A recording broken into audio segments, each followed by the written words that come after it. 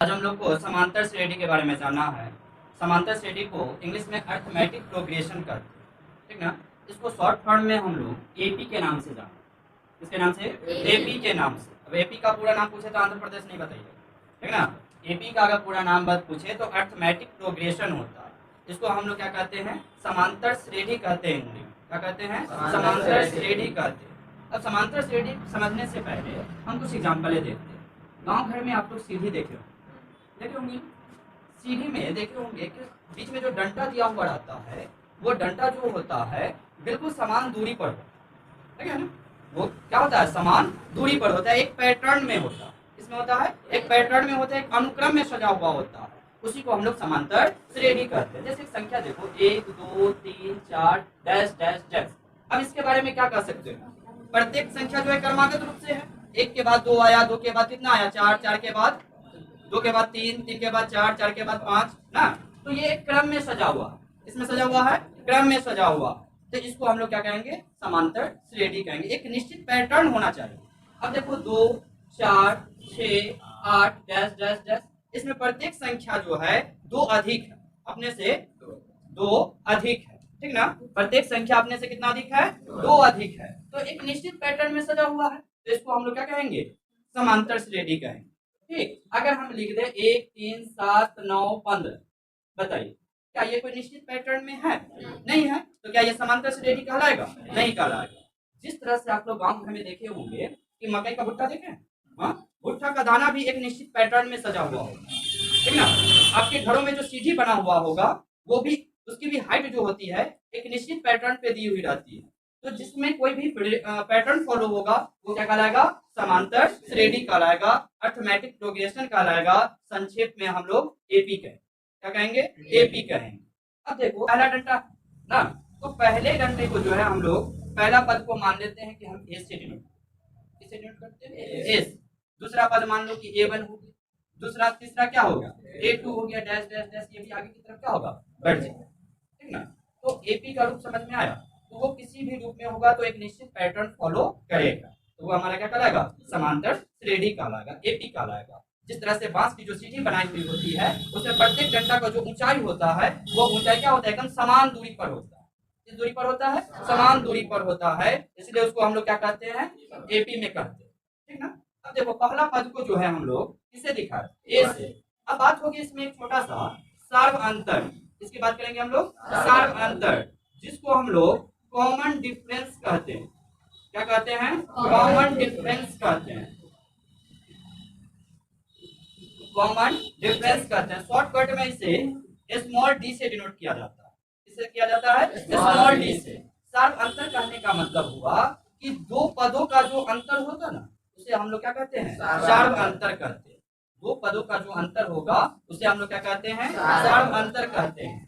सार्व अंतर निकालने के लिए हम लोग क्या करेंगे कि दूसरे पद में से, दूसरा पद में से पहला पद को क्या करेंगे? हटा देंगे। दूसरा पद में से पहला पद को क्या करेंगे? हटा देंगे। तो हमारा क्या निकल जाएगा? सार्व अंतर निकल जाएगा, यानी डी का मान निकल जाएगा। किसका मान निकल जाएगा? डी का। तो सार्व अंतर निकालना सीखे ना। सार्व अंतर निकालने के लिए हम क्या करेंगे? दूसरे पद में से पहले पद को हटा लेंगे, दूसरे पद में से पहले पद को हटा लेंगे। सार्व अंतर को किससे दिखाएंगे? डी से दिखाएंगे। अब ध्यान दो, एपी का जो पहला पद होता है वो ए होता है। एपी का पहला पद ए हुआ। मान के चलो ये सीढ़ी का पहला डंडा है क्या? ए। सीढ़ी का पहला डंडा ए। इसकी बीच की दूरी मान लो कितनी? डी। हाँ, इसकी बीच की दूरी कितनी है? डी। तो दूसरा डंडा क्या होगा? A plus D. दूसरा डंडा क्या होगा? A plus D. मान लो कि अगला की भी बीच की दूरी कितनी है? डी है ना। तो अब आगे चलेंगे तो ए प्लस डी तो पहले से है, और बीच की दूरी कितनी? डी। तो ए प्लस कितना हो जाएगा? 2। ए प्लस कितना? 2 डी। तो दिक्कत नहीं ना। अब देखो एक बात समझो कि एपी में कोई भी पद है कि नहीं, ये पता करने के लिए हम सार्व अंतर निकालेंगे। क्या निकालेंगे? सार्व अंतर निकालेंगे। अगर उसके बीच का कॉमन डिफरेंस बराबर है तो वो एपी में है। अरे बात समझ में? अगर उसके बीच का कॉमन डिफरेंस क्या है? बराबर है, डी बराबर आ रहा है, तो क्या है? एपी में है। जैसे देखो इसका अगर डी निकालेंगे तो क्या करेंगे? दूसरा पद में से पहला पद को घटाएंगे। तो 4 में से कितना घटा है? 2। तो कितना आएगा? 2 आएगा ना। फिर D1 निकालो, तो तीसरे पद में से किसको घटाएंगे? दूसरे को। तो 6 में से 4 घटाएंगे तो कितना आया? 2 आया। फिर D2 निकालो, अब किस में से? 8 में से 6 घटाएंगे तो कितना होगा? 2। तो हर स्थिति में हम लोग देख रहे हैं कि कॉमन डिफरेंस कितना आया? 2 आया ना। तो कॉमन डिफरेंस बराबर है, तो हम एक लाइन में कह सकते हैं कि यह एपी में है ना। अगर आपसे कोई भी पूछे कि एपी में होने का क्या पहचान है, तो उसको सीधा बात बताइए कि एपी में होने के लिए उसका कॉमन डिफरेंस क्या होना चाहिए? बराबर होना चाहिए। अगर कॉमन डिफरेंस बराबर है तो एपी में है, कॉमन डिफरेंस बराबर नहीं है तो एपी में नहीं। तो दिक्कत नहीं ना। अब पहला पद को हम लोग किससे दिखाए? ए से। दो पद के बीच का जो अंतर होता है उसको किससे दिखाए? डी से। किससे दिखाए? डी से। तो पहला पद का सूत्र हो गया ए ना, दूसरा पद का सूत्र हो जाएगा ए प्लस 2डी, सॉरी ए प्लस डी। दूसरा पद का क्या सूत्र हो जाएगा? ए प्लस डी। तीसरा पद का होता है ए प्लस 2डी ना। अब ध्यान से सुनो, हम जितना पद पूछेंगे ना उससे एक कम डी बता, जितना पद पूछेंगे उससे एक कम डी बताना। तो बताओ पांचवें पद का क्या सूत्र होगा? A plus 4डी। पांचवें पद का क्या होगा? A plus 4डी। बताओ 10वें पद का बताओ? ए प्लस 9डी ना। 10वें पद का क्या? ए प्लस 9डी। इस तरह से हम जितना पद चाहे उतना पद का हम लोग फॉर्मूला निकाल सकते हैं। अगर हम आपसे पूछे 100वें पद का सूत्र बताइए, तो 100वें पद का क्या होता है? ए प्लस 99डी। क्या होगा? A plus 99डी। अगर हम आपसे पूछे 1000वें पद का सूत्र बताइए, ए प्लस 999डी। याद रहेगा? अगर हम जब भी कभी पद के बारे में पूछे ना कि पांचवा पद का क्या सूत्र होता है, तो सब में ए प्लस तो बोलना, सब में क्या बोलना है? ए प्लस तो बोलना, लेकिन उससे एक कम डी बताना है। जैसे पांचवा पद पूछे तो 5 से एक कम बताना है क्या? 4। तो पांचवा पद का क्या सूत्र हो जाएगा? ए प्लस 4डी। क्या हो जाएगा? ए प्लस 4डी। अगर हम पहला पद का सूत्र लिखे, पहला पद, तो पहला पद बराबर क्या होता है? ए। तो दूसरा पद का अगर हम सूत्र लिखे तो दूसरा पद का क्या होगा? A plus D. तीसरा पद का अगर हम लिखे तो कहाँ क्या होगा? ए प्लस 2डी। यानी इसी तरीका से बढ़ते जाएगा ना।